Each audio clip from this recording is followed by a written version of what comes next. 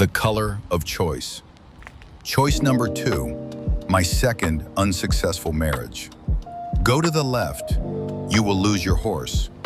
Go to the right, you will lose your head. Go straight, you will find your bride. This is how Russian fairy tales begin. And this is how our life begins too. The first choice was made by Eve.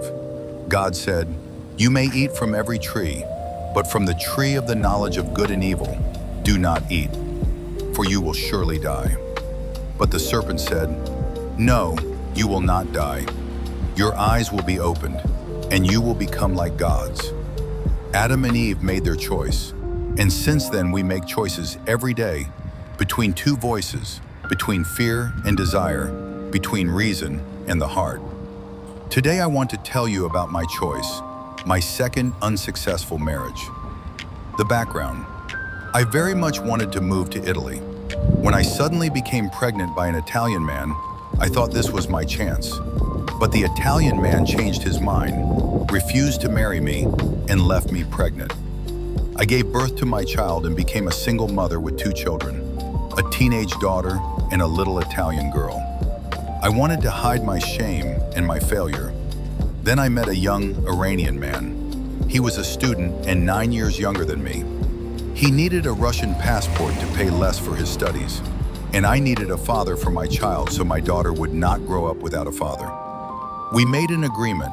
He would marry me and register my daughter as his own, and I would help him obtain citizenship. Before that, he only wanted us to be lovers.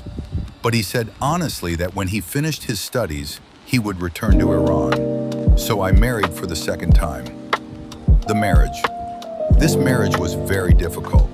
He was young and passionate, and he constantly cheated on me. We argued all the time. Sometimes we even fought. There was a lot of passion in our relationship. Sometimes it was either a fight or sex. But with the child, he was very good. He played with her, ran with her, invented games, asked about her life, and taught her to respect her mother. With me, he was different. He constantly fought with me and tried to dominate me. He tried to provoke me and upset me. Nevertheless, he made a full renovation of my apartment. Because of this, I was able to sell it and move to a house in the suburbs of Moscow.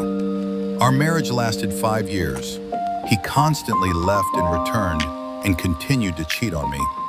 I was very jealous and suffered a lot. Reflection. Was this marriage from God or from the serpent?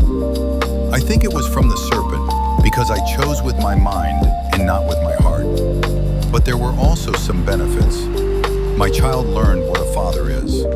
A male figure appeared in her life.